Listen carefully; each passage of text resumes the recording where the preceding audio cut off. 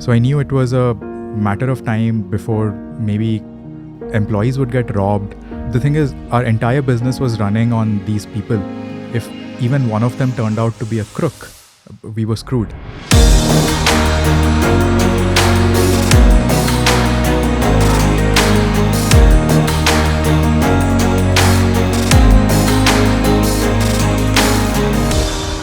Welcome to Backstage with Millionaires, the show where we bring you the stories of real Indian startups told by the entrepreneurs that built them.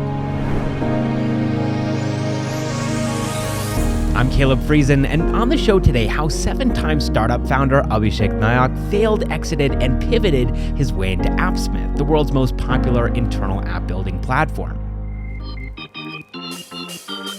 The term serial entrepreneur is used in the world of startups to reference someone who's built multiple businesses, but it's also an interesting term because it can have both positive and negative connotations. For example, Elon Musk is a serial entrepreneur. He's the founder of Zip2 and then X.com, then SpaceX, and then he invested in Tesla and founded a bunch of companies like Neuralink, OpenAI, and The Boring Company, among others. But the term serial entrepreneur can also be used to label startup founders that don't find success.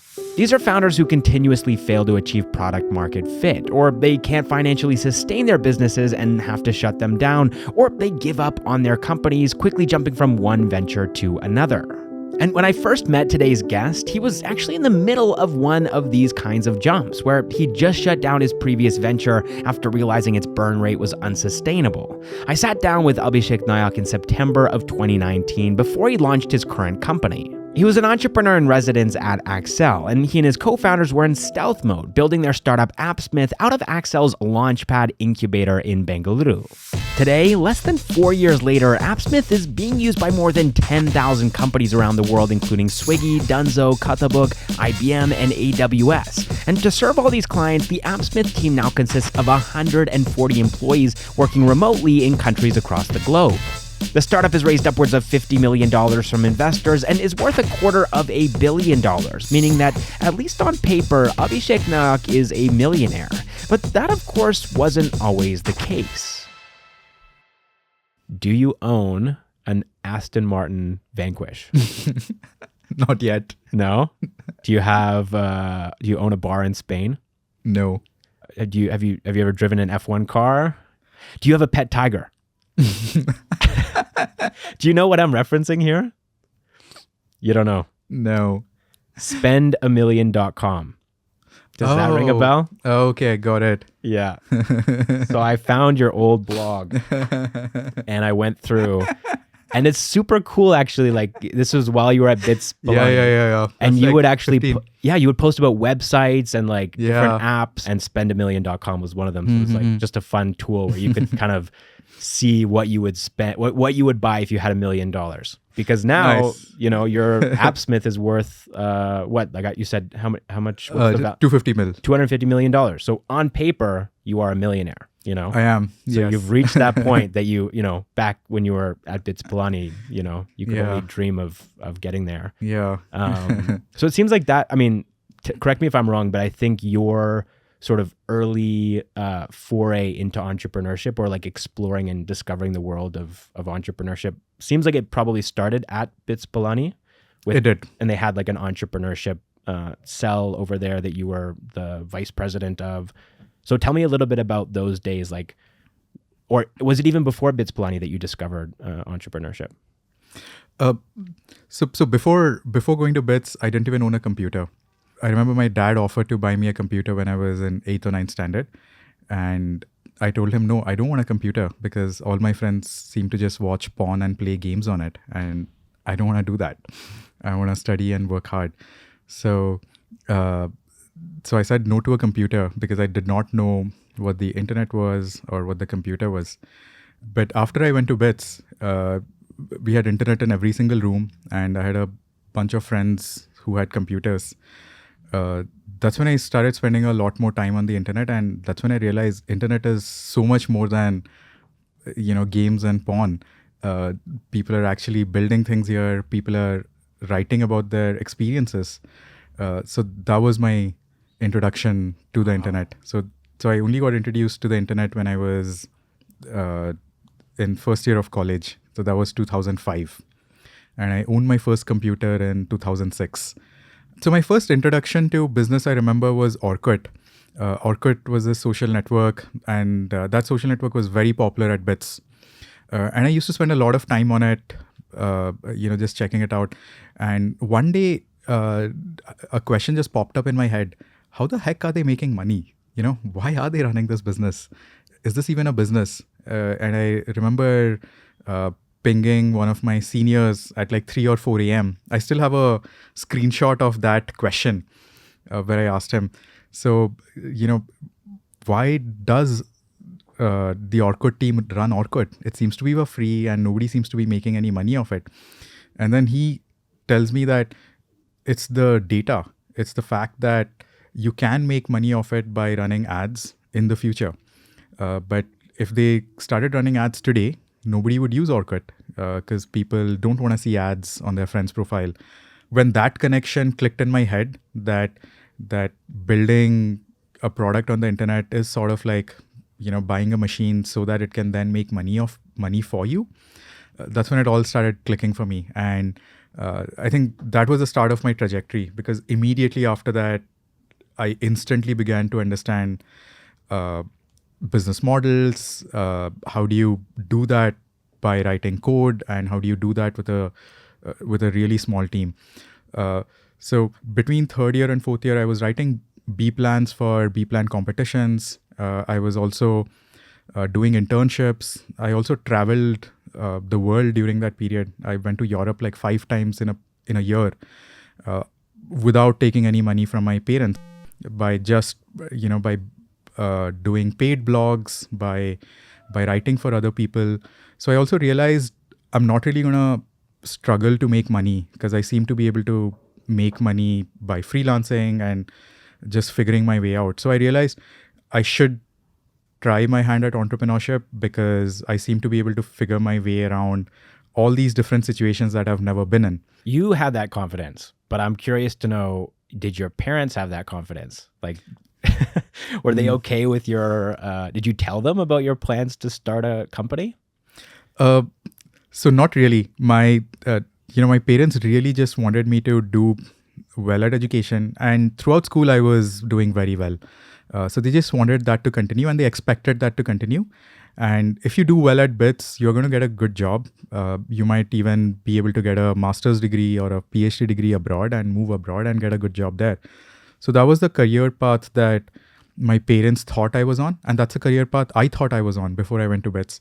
So when I was graduating from Bits, I told my dad that I'm gonna not take up the job offer that I had. So I had converted one of my internships into a job, and the job actually turned out to be the highest paying job of Bits that year. But then I shocked him by telling him, I'm not going to take up that job. I'm going to actually start something of my own. And he was really pissed off with me for like 30, 40 days and was extremely unhappy. But after that, he then told me that he also wanted to start a business when he was young, and he just did not have that support. His family couldn't support him, and he just couldn't afford to take that risk. So he said, now that you're going to do it, I'm going to support you, and here's 3 lakhs to start your business. So that's how he supported me. And many, many years later, when I was chatting with my dad about this and laughing about it, and I asked him, why were you so annoyed about the fact that I did not take up that job? Then he told me that, did you know that the salary that you got right out of Bits was higher than what I was making back then? And the fact that you could so easily dismiss that off really took me aback. Wow. It makes a lot of sense why your dad would feel frustrated and confused. I'm curious to know though, so your co-founder in your first startup, which was called GharPay, was Arpit. And Arpit has stuck with you through the journey now. And I'm curious to know, how did you guys, I'm assuming you were just fellow students and you met at Bits Pilani, but how did you guys start talking about this idea that would eventually become a cash on delivery as a service company, your first startup? The thing was, Arpit never had the intention of being an entrepreneur.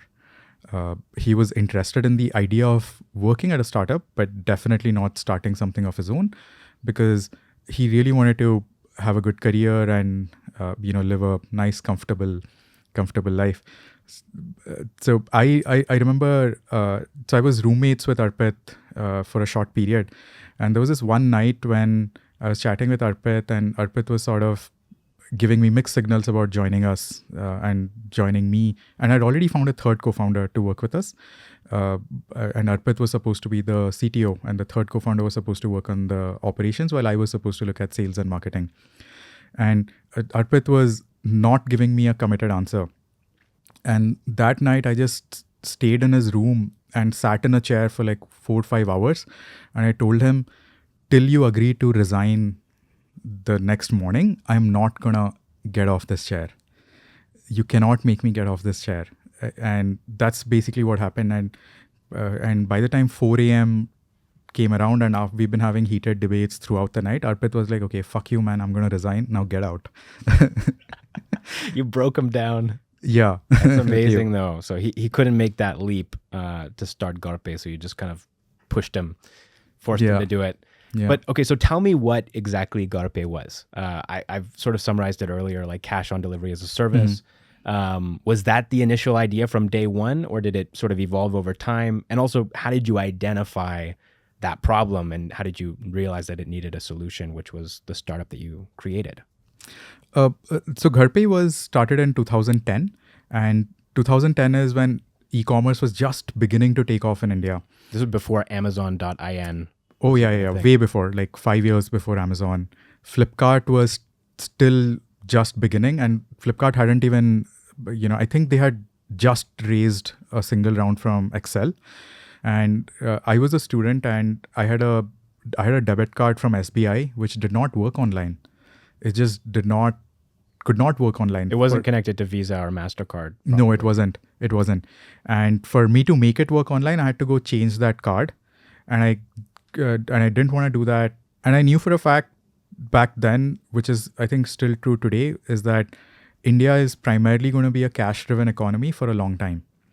So that was the genesis of that idea, because I couldn't buy stuff online, and I wanted to create a cash on delivery service so that everybody around the country could buy online without using a credit card or a debit card online.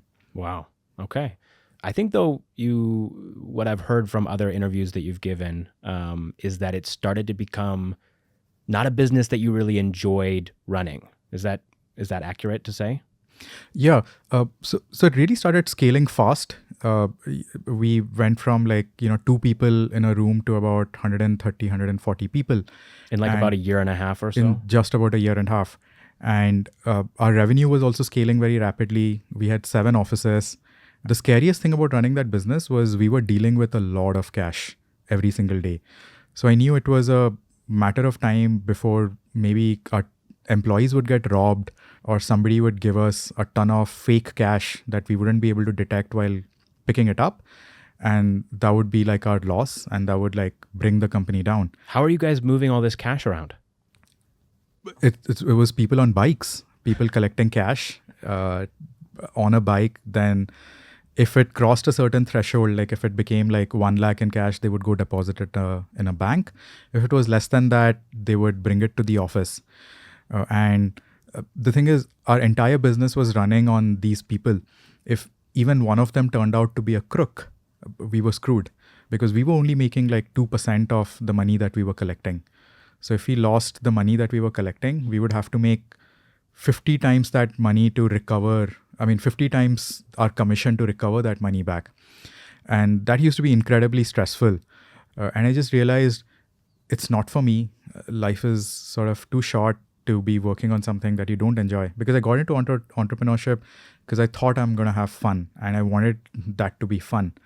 And I knew that this wasn't fun. So at some point in time, I started believing that we are not going to succeed. And that belief then permeated, through the org, and everybody started feeling like things are not going well. Wow. Yeah. It sounds like a really difficult place to be in personally, where you went from being this idealistic, excited about startups kid who, wants to start something and change the world, to actually starting a company that almost feels like it's imploding, and you're just you can't even get out, right? You're just surrounded by this mess that you've created. But the crazy thing is that the mess was actually profitable. Like this was Yes. a good business, and it was was also genuinely solving a problem that e-commerce companies needed someone to solve. Yeah, it was a good business, and it was a business that was growing 20% every month. It was, by all objective measures, it was doing well. And that was probably one of the reasons why my investors were so unhappy with me, because I couldn't get out of my own head. I thought we were failing. I thought 20% every month wasn't good, because in the early days, we were like doubling every month, like 100% every month. I thought that's what good growth looks like. I feel like it was a depressed state of mind. When you're depressed, you think everything sucks, but it doesn't. Nothing really has changed. It's just your mind that's telling you it sucks. Yeah. So you sold the company, GharPay, to Delivery, which is now a very well-known logistics company. They went public recently as well. Were you already thinking about your next company at that point, towards the end of GharPay? Yeah. So while we were running GharPay, I had gotten an insight into the payments business, and I knew that my personality, Arpit's personality, it would work really well for a software business which was more intellectual, where we didn't have to deal with a lot of people. And so we had some ideas for it, and we knew that it was exciting enough that our existing investors would support it, and we could take the money that we made from the sale of GharPay to actually invest in that business and run that. So that's basically what we did. Sure. We took that cash and we raised a little bit more money from the same investors to go after a digital product in the payment space instead of something that's offline. Yeah. And that company was called Clink. Yes, that was called Clinknow. Yeah, Clinknow. Basically making software for banks for their financial collecting money from... Oh, let me explain that actually. Yeah. So Clinknow was in the business of providing coupons and offers to debit card and credit card customers. So while I was running GharPay, I began to see that the future definitely was in the digital space, in the digital money space, and I should go do something in that space. So we started exploring a bunch of different ideas. The first idea that we actually explored was building a peer-to-peer payment product using IMPS. So our product back then, it was called Zap, which was actually the first ever peer-to-peer payments product in India. Wow. What was the response? Were they thrilled that someone was solving this problem for them? So one bank was very thrilled, RBL, Ratnaka Bank, still very grateful to them that they took a bet on a new startup to work on this. So they were really grateful, and we were able to drive a lot of transactions for them. We also started doing a pilot with HDFC Bank, which back then as well as today, I think is the biggest consumer bank in India. The problem was the pilot never converted into a real thing, because the person who was running the pilot changed jobs. It was that simple. That person changed jobs, moved to a different role in the bank, and there was nobody who was there to support the pilot anymore. And we were hoping for that pilot to go through, because if that pilot had gone through, we would have been one of the biggest software companies in India, because that deal was like really, really big, like millions of dollars. Within 2 months of that contract being cancelled, we were out of money and I was in personal debt. So that put us into sort of like that panic zone. And I realized the way out of that zone was to actually get acquired by a company which does have relationships with HDFC, other banks, so that we could at least go rescue that deal by being part of this other company. So that's when we got acquired by Ezetap. Yeah, Ezetap. So you were there for about 9 months. You guys were acqui-hired. I'm assuming that there was no point while you were working there that you thought, this is what the rest of my career looks like. You're probably thinking like, what am I going to build next? Which after 9 months became a company called Wise. Yeah. So Wise was actually a whiteboard. It was a digital it was a physical whiteboard that used to talk to the internet. So it was a physical whiteboard that I could write on. And we'll show the video on screen right now for people who are watching on YouTube, because it's amazing. I mean, especially all the way back then. Yeah. Yeah. So anything that you wrote on it would show up on your phone or on your laptop. And it was just such a cool little invention that me and my co-founder, Arvind, he was my co-founder on this project and this company that we had built. It was just so exciting. And we started working on that. We actually ended up getting about like pre-orders for 15 pieces, and a lot of them had also paid us money for that. So we got those pre-orders and we were quite excited about it, about doing it. But over time, because I'd spent so much time just understanding margins, business, and I realized, hardware, this again seems to be like a low margin business. And making hardware in India is hard. It's hard today, and it used to be a lot harder before. So, and Arvind, like me, was again like intellectually flexible and curious. We knew we just wanted to work on some interesting technology products. So we started working on an AI product, because that was one of the other passions of Arvind. He was great at hardware. He was also great at AI. That's when we started working on Bicycle AI, where we decided to automate customer support and sales conversations. We knew that AI is eventually going to come, and AI is something that's going to eliminate the need for repetitive tasks. And one of the commonest repetitive tasks is actually customer support responses and sales conversations. So we decided to work on that idea. And when we began working on that idea, that's when we met Accel, Shekhar at Accel, and Shekhar was interested in funding it. And so he wrote the first check. And that Accel investment, that was pre-revenue? That was pre-revenue. Okay. Yes. All right. So with Bicycle AI, we were focused on automating chat responses. So we were focused on working with Intercom, Freshchat, all these chat providers. The problem was the AI didn't work that well. It was something that was just like really challenging to get right, and we had certainly underestimated the task going in. We sort of thought there is enough AI technology out there, there's enough APIs out there that we could use. When we realized there isn't, we had to do our own research and we started working on it. But all of that was such slow progress, and it felt like we are not going to crack it. And I don't think I had the patience or the confidence to spend many, many years working on this AI technology to make it happen, because I just didn't have the skill set nor the patience to see it through. Wow. So this is really difficult then, because you're winding down Bicycle AI, and you've just come off of a previous startup as well, which didn't really work out the way that you had hoped. How are you feeling at that point? I mean, if it was me, I'd be pretty down and out. I'd feel like the last X number of years had been almost wasted, if you're looking at it in a really pessimistic way. Yeah, absolutely. I think I was feeling the same way.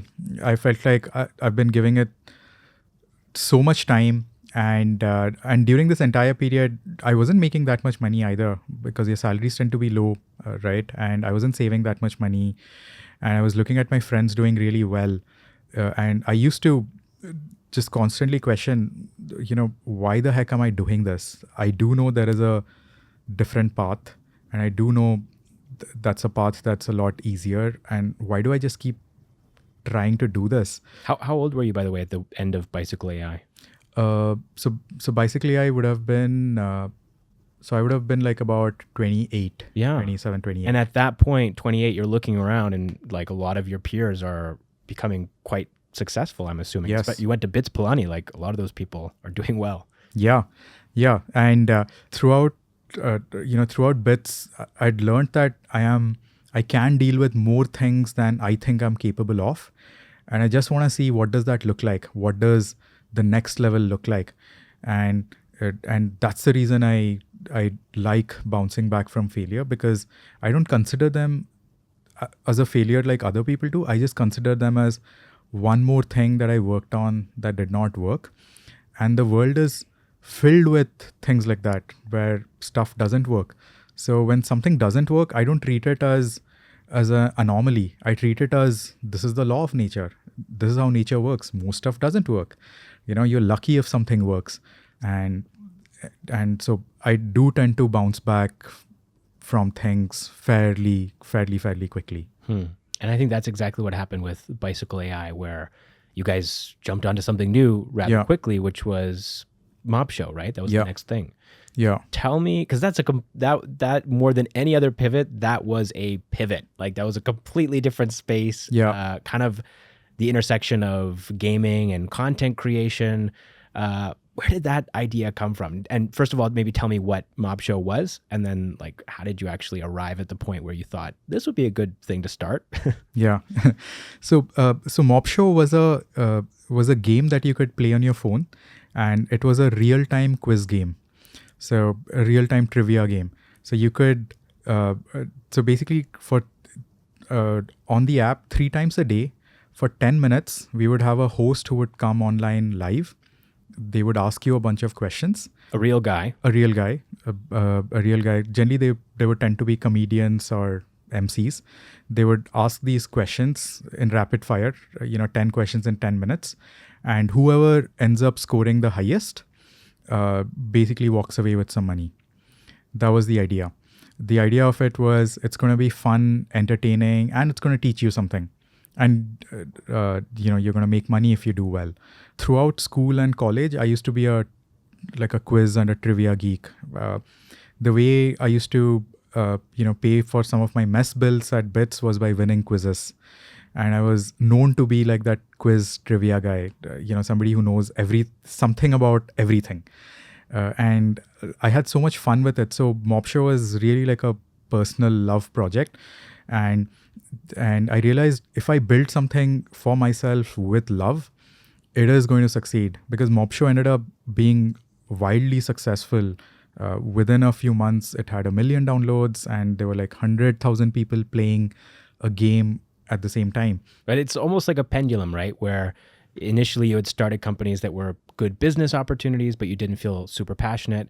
The pendulum swings the other way with Mobshow, where you certainly are interested in what you're building, but it is like it's actually the opposite of a business opportunity. You are like losing tons of money. Like I think because you guys were giving away cash prizes, like where was that money coming from? And how much were you losing on, let's say, like a monthly basis or a weekly basis?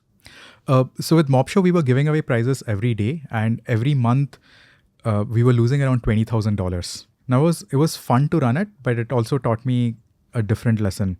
That, hey, you can have these games, but some of them might not be able to monetize, and some of them are just the wrong thing for the wrong audience. Yeah. But you had raised money at Bicycle AI. Yeah. Were you sort of deploying some of those funds to build Mobshow? Yeah. Okay. So that's how you were able to sustain that burn. Yeah. So with Bicycle AI, we had raised a total of 2.1 mil. And I think when Bicycle AI, we decided to sort of like pause on it, we still had about 1.4 mil left in the bank. And for Mobshow, we ended up spending about 350K or so on Mobshow in total. And then, when we finally decided to shut it down, we ended up returning like about $1 million back to all our investors. So at some point in time, Shekhar actually had a chat with me and Arpit, and he told us, I think you guys should take a break and not keep pivoting. It's okay, because I used to feel this personal responsibility that somebody has invested 2 million in us. I gotta show a return of this. And Shekhar really helped us like understand that it's not my personal responsibility and I should take a break. And instead I should return the capital that is still left and take a break and come back and take another shot at it if we would like, or go do something else. Wow. That's really gracious of him. And also very gracious of Accel to give you the opportunity to become an entrepreneur in residence during that period of time. So you were sitting out of Accel Launchpad in Cormangala when I first met you. What was that period like for you? I mean, what were some of the ideas that you were exploring while you were at Launchpad? Did you go straight to the problem that you ended up solving with Appsmith, or were there a couple of ideas floating in your head? So during this period, I was still completely unsure if I would be an entrepreneur again or would I become an investor. Because at Accel, I was getting the experience of both the sides of being an investor as well as being an entrepreneur. I then started working on an idea that actually Arpit had. So Arpit during this period after Mobshow, he went and joined CureFit as an engineer. And so he had been tinkering with an idea to build some sort of a project or a startup which would help other engineers build UI on top of a database very, very fast, very quickly. And he had been tinkering with this idea, and I did not think it was a good business idea. But I still told him I'm going to help him out with doing some research and see if this is something that Accel would be interested in funding. So while Arpit was working on the engineering side of things, I started pitching the business value to people. Just in casual conversation, like, Yeah. what do you think of this idea? Yes, very much so. Telling them that, hey, my friend has been working on this idea. I just want to know what you think of it. Is this a real problem? Do you think it's something that you would pay money for? How many people in your company work on tools like this? And so I started just doing that sort of research. And during that month of research is when I realized there's really nobody who's working on this. This is a real problem that every company faces, which is how do you display some data that's in your database? How do you display that in an easy fashion? And how do you make it easy for your employees to use that application and access that data in a safe way? Building internal apps, essentially. Internal apps, yeah. Internal apps and workflows, dashboards, admin panels. So I got incredibly excited by the end of that month because I remember one day me telling Arpit that you don't realize this is a $1 trillion market. Like, you thought this was just a side project. It's not. You've landed upon a gold mine and you did not even realize it. So I was completely sold on this idea by the end of it because I realized this is something that I have some personal experience with. This is something that Arpit is obsessed with. And this is something that turns out to be a real problem for all these startups that I'm talking to.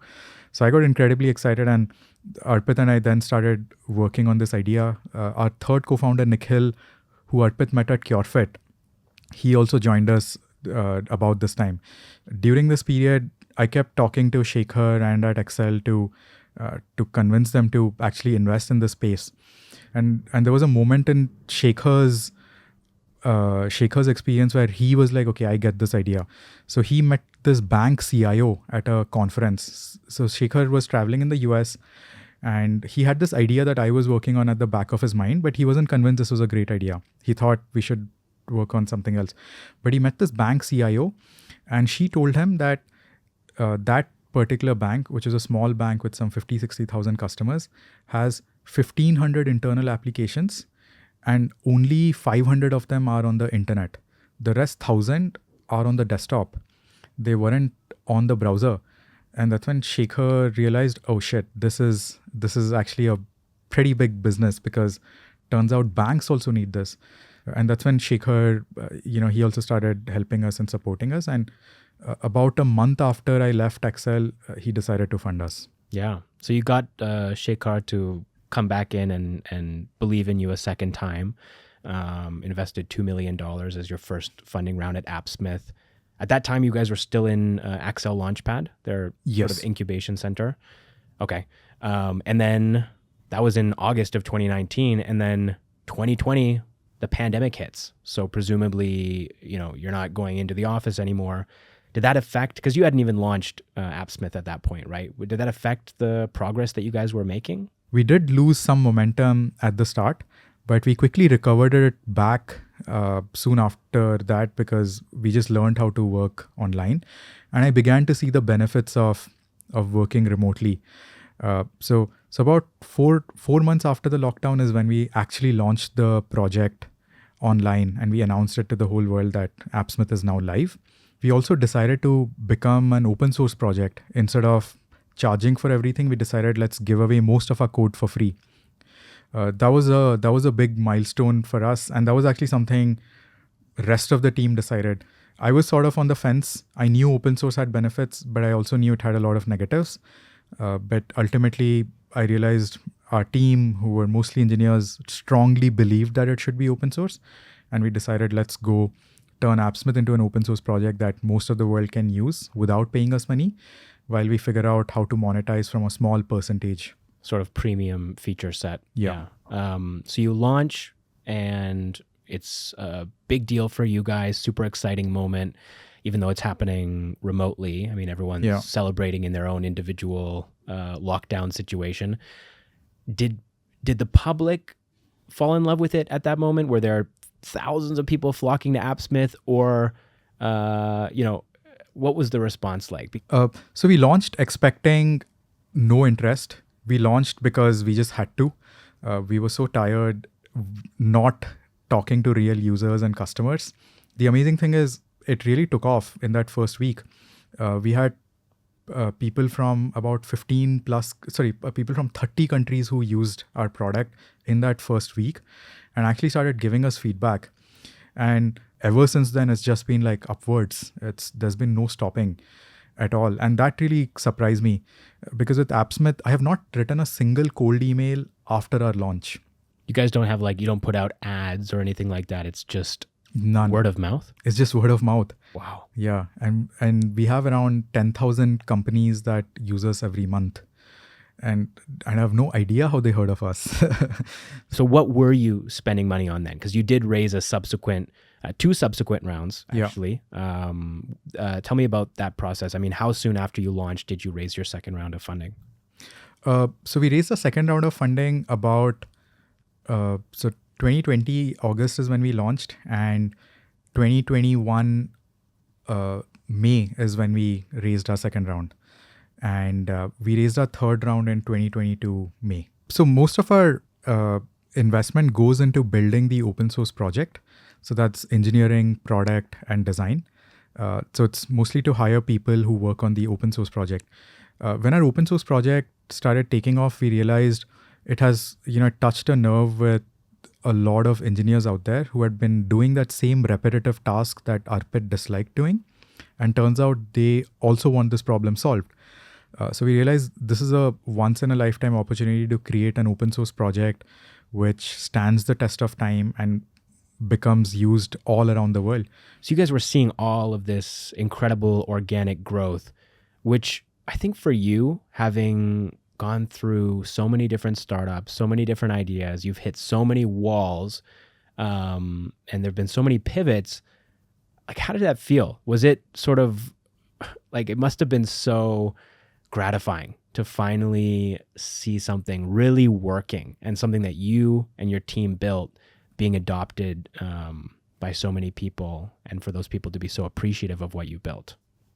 Yeah, it still feels surreal that so Appsmith is used in every single country of the world, every single one of them, from Afghanistan to countries that I had no idea that existed. So the work that Arpit and the engineering team, they've done, their code is helping people all around the world. It feels weird that every day I'm speaking to my team members who are in, about 17 countries. Then on Discord, when I do support, I'm speaking with people from all these other countries. It feels like what internet was supposed to be, that sitting in your room, you're able to communicate with people from all around the world, and you're able to learn from everybody. You're able to positively affect somebody, and you're able to just collaborate and work on something. Yeah. So I just think it's incredible that even at that point, right? I guess this is happening around end of 2020 into 2021. Finally, things start to work for you, right? Not that you hadn't had moments of success in the past, but it always kind of ended in a way that wasn't ideal. Whereas now, it looks like Appsmith is taking off, and you raise a Series A round, $8 million, the most money you'd ever raised, to continue making it easier for developers to build internal apps. And then something happened in October of 2021 where a friend of yours took his own life. So it's almost like you're going from the top of the mountain to the bottom of the valley in a very short span of time. I'm assuming the most difficult moment in your entire life. Yeah. So this friend of mine, his name was Ashok, and he was also an entrepreneur. And he was one of my closest buddies. We used to talk a lot because we were going through similar journeys. And he was somebody who was actually running a successful startup. It was completely self-funded, different than mine.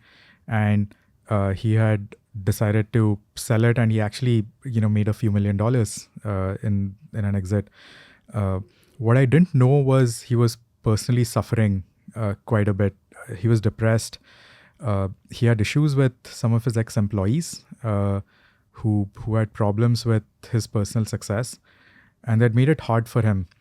And I remember October 2021, I was just like walking down the street after buying something from Star Bazaar, just walking back home, and a common friend who used to work at his startup at that point in time, he just calls me and he tells me that Ashok is no more, and my legs just gave way, because it was just not in my mind that Ashok would ever do something like that, because he was an optimistic person, and so many of our friends, we just got together on a phone call and we were all like sobbing and crying because we didn't know how to deal with this. It's the first time in my life that I'd lost a grandmother before, but she was old and sick, so it was sort of expected. While Ashok, he was basically my age, and he was a close buddy. Previously, I was so focused on succeeding in an entrepreneurship as an entrepreneur means making more money. But here I saw a friend of mine who had actually made some money and then he took his life. That really took me aback. And that's when I realized this sort of a personal journey, it starts from what you think about yourself and what matters to you. And if you just think getting more money is going to make you more happy, it doesn't work like that. If you think just succeeding and looking successful to other people is going to make you happy, that certainly doesn't work like that as well. So one of the reasons why I feel a lot of entrepreneurs go into depression after their startup fails is because they expected way too much out of themselves, and they are sad that they couldn't meet their own personal expectations. They tied their own self-worth to their company. And when their company goes down, they feel like they're nothing. Yeah. One of the reasons why I love working at Appsmith now is because it feels like play. It feels like a game that I'm playing, and at all points in time, I have a choice to not play that game. I don't need to be forced into it. And every single day I choose to play this game because this is fun. And so I wish every entrepreneur would look at their work as play, and every person would look at anything that they're doing is meaningful. It could be the smallest thing that you're working on. Just because it's not a startup, just because it's not the fastest growing thing in the world, doesn't mean it's worthless. It's worth something to you. And that means it's worth a lot. That was Abhishek Nayak, co-founder of Appsmith. And a little piece of trivia about Abhishek, he absolutely loves board games. So today I have like 80 plus board games, and I play games almost every weekend. Yeah, I remember at Accel Launchpad, you had actually hosted a board game night where you brought all of your board games and we had pizza, and I want to say that there was beer. I don't quite remember. There was. Yeah. You feel like a kid again, because what you're playing is like completely pointless, and that's why it's fun. Yeah. And you also met your, can I say this? You met your wife through board games essentially? Yes. Yeah. So before we started dating, we used to hang out and play games with other friends, and I realized, she seems competitive, and I really started liking her more when she kept beating me, because I don't like playing games where I can win all the time, because that's not fun. So then we started dating, and it's been now 8 years. Thank you so much for watching or listening to the show this week, and I'll catch you in the next one.